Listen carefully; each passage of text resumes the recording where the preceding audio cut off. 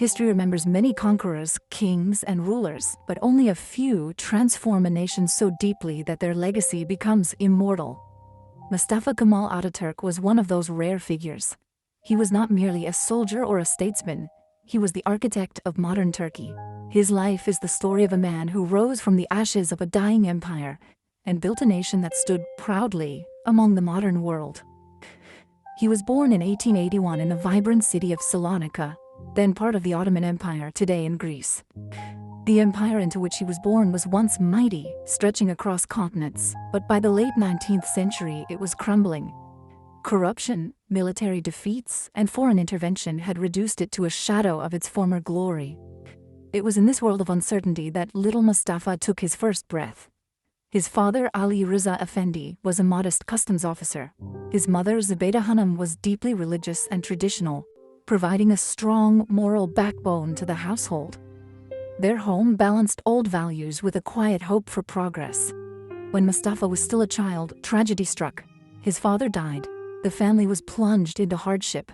Young Mustafa grew up seeing the struggles of ordinary people, the weakness of the empire, and the harsh realities of life. These experiences planted in him an unspoken determination. He would not be defeated by circumstances. From his earliest school days, Mustafa was different. Curious, ambitious, and fiercely independent, he often questioned what he was taught.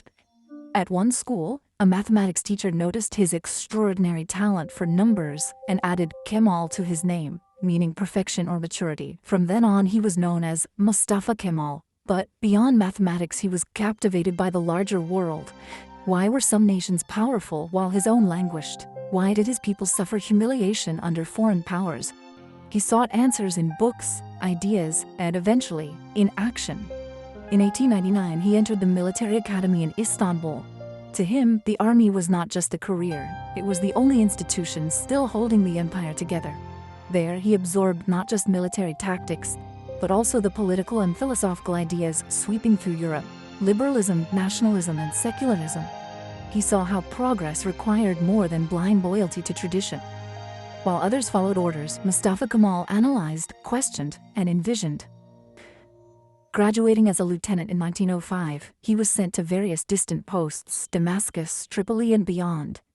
In Damascus, he witnessed the empire's inability to manage its provinces and the discontent among its peoples. In Libya, he confronted the harsh reality of colonial aggression when Italy invaded. These experiences shaped him into a realist and a strategist. He joined secret reformist circles within the army, knowing that the Ottoman Empire needed radical change to survive. In 1911, when Italy attacked Ottoman Libya, Mustafa Kemal distinguished himself as a courageous and resourceful officer, organizing local resistance and earning the respect of his peers. Yet, even as he fought valiantly, he knew the empire's days were numbered. Then came 1914, and with it, the cataclysm of World War I. The Ottoman Empire, aligning with Germany, entered the war hoping to reclaim lost glory. For Mustafa Kemal, this was a moment to defend his homeland from annihilation. His destiny arrived in 1915, on the rugged cliffs of Gallipoli. The Allied powers, Britain, France, Australia, and New Zealand, launched a massive invasion to seize the Dardanelles, break through to Istanbul, and knock the Ottomans out of the war. If they succeeded, the empire would collapse completely. Mustafa Kemal, commanding the 19th Division, faced a daunting task. Yet his clarity of thought and iron will turned the tide. Under relentless bombardment and brutal assaults, he held his men firm. When their ammunition dwindled, he urged them forward with immortal words: "I am not ordering you to attack. I am ordering you to die. In the time it takes for us to die, others will come to take our place." Against all odds, his defense at Gallipoli thwarted one of the most powerful military operations of the war. It was a moment of triumph that made him a national hero and earned the admiration of even his enemies. But victory at Gallipoli could not save the Ottoman Empire from ultimate defeat. By 1918, the empire lay shattered.